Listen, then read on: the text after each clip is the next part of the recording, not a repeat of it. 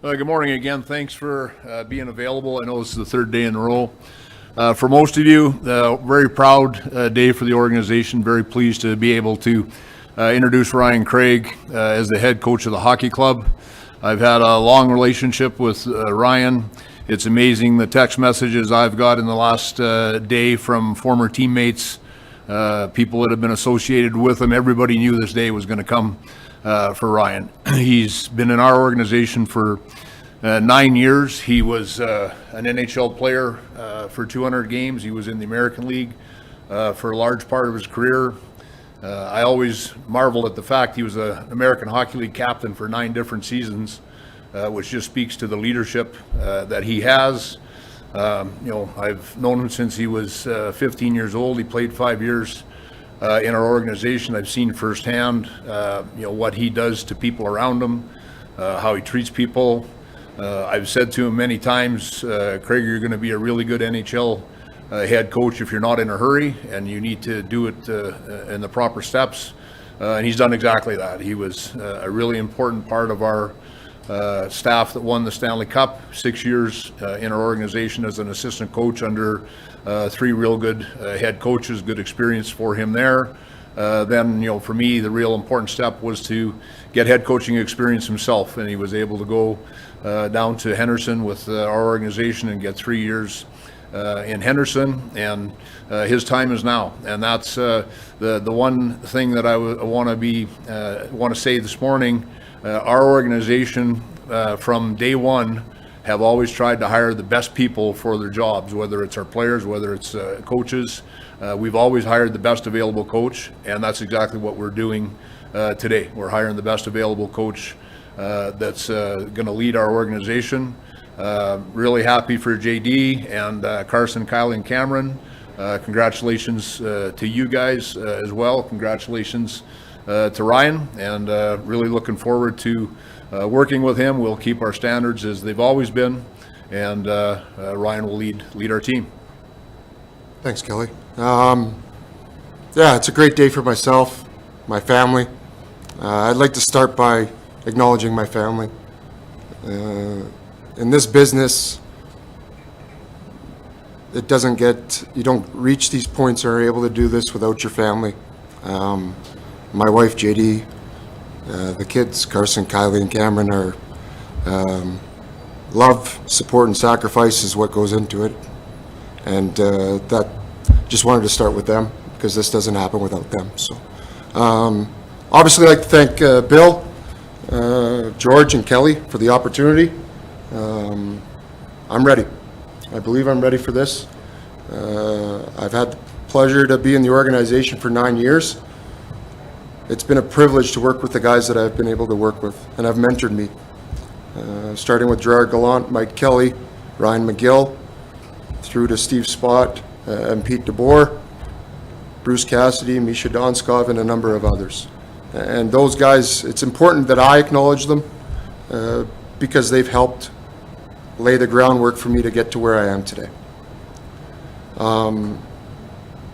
Tim Speltz and the rest of the HSK staff, the past 3 years, my experience with them has not only led me to this part, but has allowed me to grow in a chair that it's important that you sit in. I believe, and the organization has believed in our conversations before you reach the goal of the NHL head coach.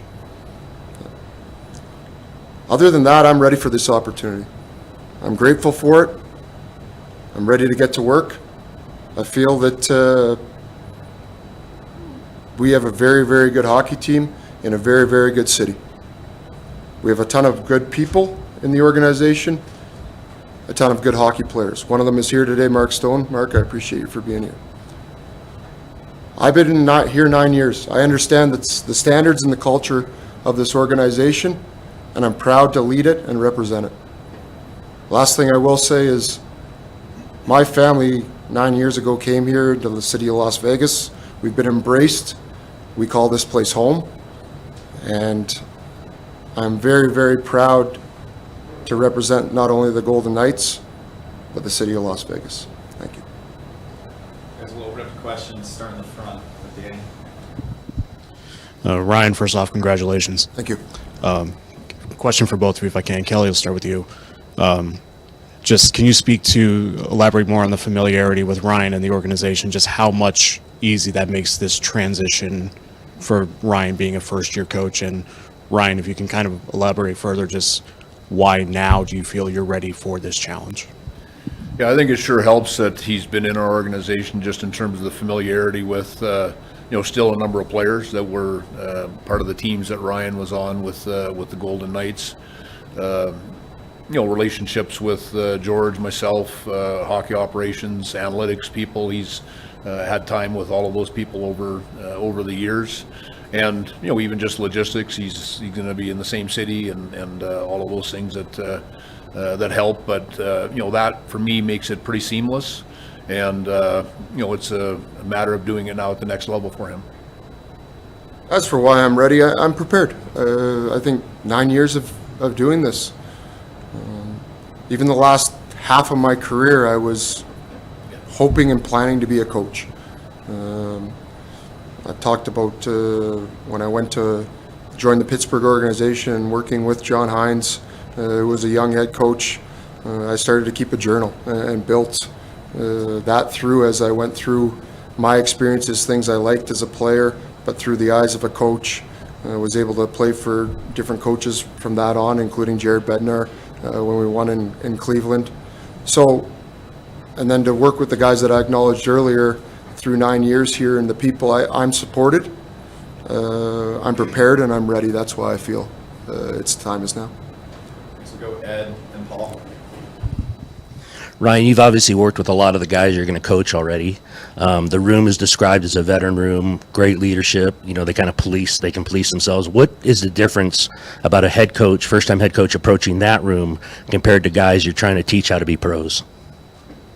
Well, this is a unique situation in the sense of I am a first-time head coach, but I do know a lot of people in the room. I've won with the guys in the room. So there's a relationship there that was obviously on a different chair as an assistant coach on Bruce's staff. But I believe that there didn't mean that because I was an assistant coach, there wasn't tough conversations had. There wasn't accountability held by myself with those guys to the standards. So I'm in a different chair now, but I do know that those guys in the room, there's a level of respect, I believe between all of us, and there's also shared goal in the sense of trying to win a Stanley Cup. If I could add to that, Ed, I really felt when Ryan was an assistant coach with our team, he was so professional and all business. So he wasn't the assistant coach that was, just one of the guys and playing that role. He had the respect of being a former player, but he makes the comment he's been preparing for this for a long time. I really felt when he was an assistant here that he really was professional how he handled his relationships with the players. So go Paul, Mark, Jesse. Kelly, like most times when a first-time head coach, they walk into a room that's probably a lot of player development. For this room, it's kind of the opposite. How big is it for Ryan to have that experienced room to kind of lead him through the ups and downs of being a first-time head coach in the NHL? Well, there's ups and downs every year for every coach, right? So we'll have some this year as well. But, I think Ryan's leadership for me has always been just elite. And I think that he's going to, he'll manage those situations. He'll, work with his leadership group in the dressing room. And I don't anticipate that it'll be any different for him than what he's dealt with the last 3 years or what he dealt with his 6 years with our team. Ryan, what did you learn as being a head coach in Henderson that should help you here? Well, you sit in that head coach chair. I think I've used a quote over the last 3 years from Sean McVay is, you become the thermostat. You control the temperature of the room, hot, cold, messaging. I believe that that's the one thing until you sit in that chair you haven't experienced. As an assistant coach, you can throw ideas. You worry about the area that you're worried about or in charge of, such as penalty kill, power play, whatever it may be. As a head guy, you go to bed every night thinking about what the message is, and you wake up thinking about what the message is and what your team needs and what individuals need. And until you experience that, I believe that's foreign to you. You have to live it. You have to go to bed at night or after a game and what does our team need the next morning? What is my message going to be to them at 10 o'clock when we reconvene? Do they need video? All those kind of things that go into it. And that's why you surround yourself with good people that support you. But the final decision still comes down to yourself. And it's why every NHL head coach, prior to becoming an NHL head coach, needs that head coaching experience somewhere, whether that's major junior, whether that's the American Hockey League, NCAA. They need that experience of having made those decisions. Making the final decision is different than being a contributor, and that's that's why Ryan needed to go experience that. Let's go Jesse, then Ron, Alexa. For Kelly, what's the plan for the assistant coaching staff? Are they all coming back, or are you still figuring that out? We're just going through that now. We've obviously season just ended. We've had a lot of things that we've been dealing with, so getting Ryan in place was important to us to take care of that, and that'll be the next order of business for Ryan. And for Ryan, obviously down in the AHL, you're kind of mimicking the systems of the NHL, so the guys are prepared. How different do you expect those systems to look, and how exciting is that for you to kind of be able to put your own fingerprint on that? Well, it's exciting. I believe in what we're doing here. The players, I believe in it. They came 2 games away from winning the Stanley Cup. So there'll be a few tweaks that happen, and I'll get into that as I dig into our team throughout the summer. It's a unique situation in the sense of 4 days ago, these guys were competing for a Stanley Cup. And what John Tortorella and his staff did over the last 70-plus days was amazing. To get within two wins of the Stanley Cup, you're that close. And there's a lot of good things that they did here. And John said that when he came in, he tweaked a couple things, and that was it. And in 23, we won with similar systems. So I've coached it, I've lived it. In Henderson, we ran similar systems. Our players know it, they believe in it. So there's going to be a seamlessness in that transition. There will be some tweaks, but I'm excited to get with the group and put my stamp on them while continuing what's been built here over the last few years. Congratulations, Coach and Kelly. And I wondered what the realistic expectations are going to be for you as a rookie coach. You mentioned the coaches that have been here before. They've all been highly successful, all winning records, going deep in the cup, but they're not here anymore. What specifically do you think for both of you, the expectations? I know you're going to say win a Stanley Cup. I get that. That's part of it. But your thoughts on the expectations for this upcoming season? You don't get the chance to win the Stanley Cup on day one. You have to build your team. And this team's been built through standards since day one. And those standards aren't going to change. You talked about winning the Stanley Cup or competing for the Stanley Cup. That's the standard that is in this organization. As for expectations, we're going to go about our business day in and day out with the goal in mind to continue to build, stack, get better each and every day so that we have an opportunity when the calendar flips in mid-April to compete for the trophy. Congratulations, Coach. If you could think of a non-negotiable attribute that you want in your locker room, what would that be? And then for Kelly, you said you saw potential in him for so long. What was that one attribute that you were waiting to see that you think he's now grown into? I'll start. Just the experience needed, right? He played a long time, and then he became a coach 9 years ago.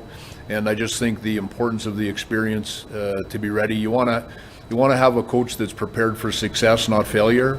And he made the comment earlier that he knows that he's ready to be a head coach. We feel the same way.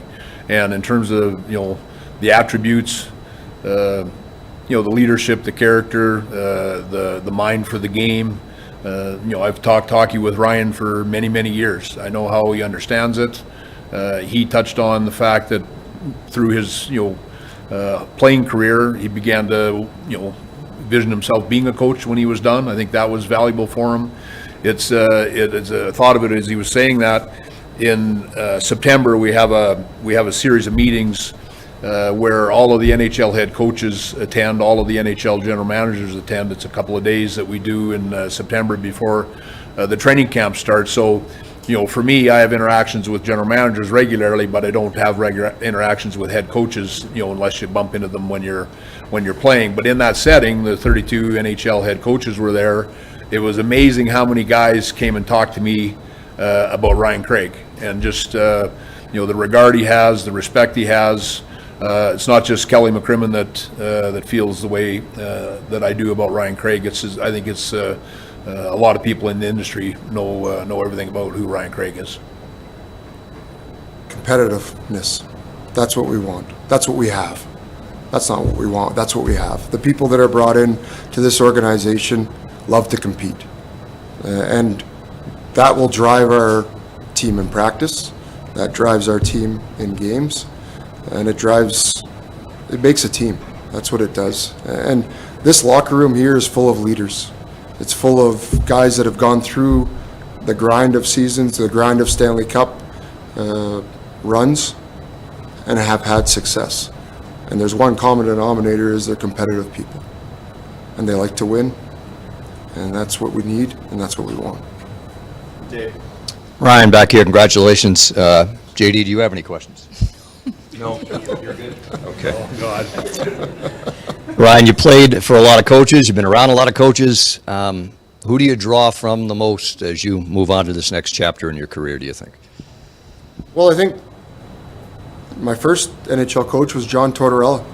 And Torts and I have a great relationship, a relationship that's continued to grow as I've gotten to the coaching fraternity. Grew again as I was around here during the playoffs. A man that gave me my first opportunity to play at the NHL, a level that everybody dreams of getting to. When I look at guys that I've played for as I went through the American leagues, one guy is Jared Bednar in Colorado, who we won a Calder Cup together in Cleveland in 2016, 10 years ago. The influence and the longevity that he's shown in Colorado is something I strive for. Guys of John Hines I've played for, Brad Larson, different coaches along the way that have helped influence and shape who I am. And I am proud to call mentors and friends. Go back to Danny, then Derek, then Paul. Kelly, to kind of piggyback off Jesse's question about the assistant coaches, as far as Ryan's replacement goes, do you see a situation where you could probably promote from within the organization? Is that something that's possibly on the table? We'll look at that, Danny, and again, those are things that we're fully engaged on already since we've made the decision with Ryan, but we're working on that right away. And Ryan, I'm curious, kind of an on-ice aspect, when you were an assistant here, one of the things that was a big sticking point was face-offs, and obviously that was why Chandler Stevenson was so good in 23, Jack was really good in 23. It was a bit of a struggle in the Cup final for this group, was face-offs. How important is that to kind of get back to basics as far as winning the draws, things of that nature, and establishing that part of the game? Well, face-offs are important. I believe in the details of the game. Face-offs are a part of that. It's one of the only structured things that when the puck is dropped and you're set. And they had a plan here for that, and we'll continue to have a plan for that. What I can bring is some experience in the face-off circle, but they have good people here. They had good coaches here that work through it. The other team has good players and coaches in the dot as well. So my face-off philosophy is we'll have a plan when we win it. We'll have a plan when we lose it. Our centers will be prepared, but we'll also be in the point of it's one play in the game that we'll be ready for. We'll react and move off of that. First of all, Coach, congratulations again. Kind of going off of what Kelly just said, if/when the players from Henderson are ready to make the jump to the NHL lineup, how will your prior experience with them help create a seamless transition? Well, I have a relationship with those guys. That would be the main thing, is they know who I am, my expectations. But I do have that with a lot of guys in this locker room too. There's a lot of good people in Henderson, a lot of good players in Henderson. We've built over 3 years continually to get better. Some of those guys that we're talking about have been there for 3 years. Others have been 1 or 2. So there's a lot of guys that are pushing, as we did our exit interviews in Henderson this year, pushing and knocking on the door. Their job is to make our decisions hard and push and continue to grow their game, develop their game, while being where their feet are, no different than a coach or anybody else in this organization. Ryan, you mentioned a journal that you started way when you wanted to start the journey to becoming a head coach. For you, what was the kind of the reflection from the starting point? Like, what was the biggest things that you felt you had to work on when you started your journey to how far, like what is left for you to kind of like reflect on and improve now at this level? Well, when the journey started, I was still putting on my 2 knee braces and my gear, I guess, to play then. But as I grew into and decided that it was time to step away from playing and was afforded the opportunity and privilege to come here to Vegas, I think what you learn is what goes into the day-to-day of being a coach at a high level, the preparation that goes into that. Not that I wasn't sure, but until you live it, you have to live it. How to empower the people around you and work with them. I was fortunate enough to be given that by the guys I work for. And then it's a matter of the communication. How do you deliver the message? When to deliver the message, not let things fester, hold people accountable. All those things that, for me, I've had a front row seat to sit and watch guys handle their business. And now I've seen a lot of situations. I've lived a lot of situations. There's going to be new situations for me, but my job is to approach them with honesty and communicate what needs to be communicated to when the time is right. Take last call for questions. Thanks. Go back to Ron. Just for Kelly, looking back 9 years ago, did you picture something like this happening with Ryan? I'm not going to go back to when you were 15 and first saw him and expected it then, but at this point, did you go, wait a minute, this guy's going to be head coaching material for us at some point? If not, then when did you start seriously going? Well, if you go back 9 years, there's a number of things that we didn't think were going to happen, right? It's been quite a journey. I've used the term, Krager's been 40 as long as I've known him. I just thought he had that presence and that air about him with people. He respects people. He commands respect. He's a special guy. He played the Calder Cup. They won the Calder Cup in 2016, I believe. 2017. 2016. And we turned him into a coach, our first year. So he went right from playing to coaching, obviously with my blessing at that time because of my history with him. But I'm not surprised at all that he is a head coach. You don't know the timetable. And I said it earlier in my comments, but I also said it to Ryan many times, just needed to do it the right way, needed the steps. So no different than, some players need to make sure they play 2 or 3 years in the American League. Mark Stone started in the American Hockey League. You find that hard to believe, when you think about it, right? But that's what he needed. That's what, that was what was important for me, for any coach. And, you look at some of the guys that, I look at, John Cooper, in Tampa. He coached in the American Hockey League. He's been the coach there for many years. Ryan mentions Jared Bednar. So that's what Ryan needed. And then I guess as we sort of, got further into it, when was going to be the stepping off point where he needed to go get that head experience, right? So was that going to be after his 3rd year? I think we talked about it sort of as one of his contracts was ending and we put him on to his next one. When's the right time for that opportunity? And after we won here, it just seemed like the perfect time for him to go be a head coach. So, by that point, no, I'm not surprised at all. And, we're fortunate we've been able to develop our own head coach. That's not not very common, quite frankly. And we're glad that we've been able to, keep him in our organization and have him lead our team. Last few, next we'll go Ryan, then Taylor. Hey, Ryan, congratulations. You mentioned some of the coaches that you played for, and you had 3 really good coaches that you worked with here in Gerard Gallant, Pete DeBoer, Bruce Cassidy. What are some of the lessons and traits you picked up from those 3? Well, I think one of the things that you see is the honesty that comes with it, the position, the communication, the relationship building. Each guy was different in how they did that and handled that. There's obviously the hockey part, the bench, the acumen that goes into that. Each guy was different in the way he handled the day-to-day, whether it was anything from meetings to practice to video. So my job is to be Ryan Craig, but you also have to take pieces and things that you've learned along the way with all those guys that I've worked with. And then you implement those if you believe in them, or you make a different decision. And with those guys, the one thing that never happened was there was always accountability and things never festered. They didn't let things drag out.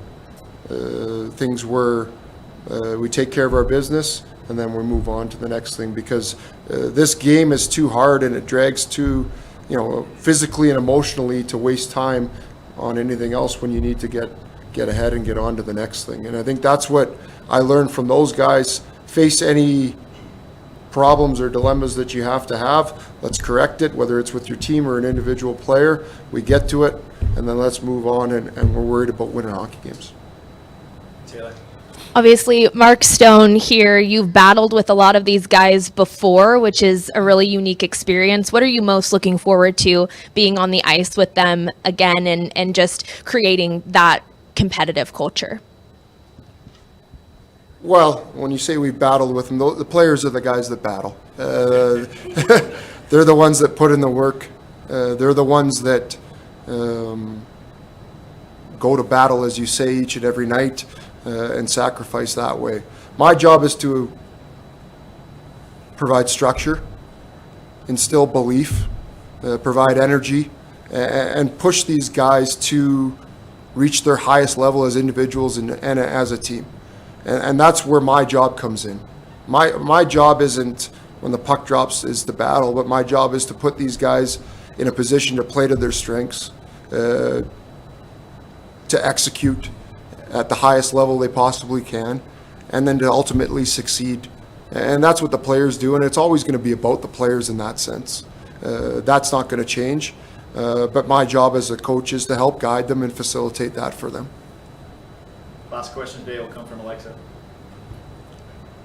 Hi, Coach. I just loved your opening statement about your family and what that means to you.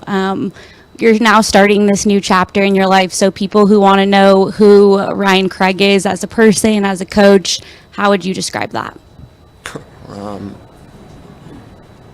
Well, I think my family, starting with my wife and kids, my parents, our extended family, that represents who I am. That's the easiest way I can say it. Very, very proud of my family. Yeah, you can hear my voice changes a little bit when I talk about them, but that's who I am, is my family, from, like I said, my wife and kids all the way through my parents, my brother, my in-laws, my extended family. Everybody is, that's who I am. Ryan, Kelly, thanks for the time today. Thanks, everyone. Thank you.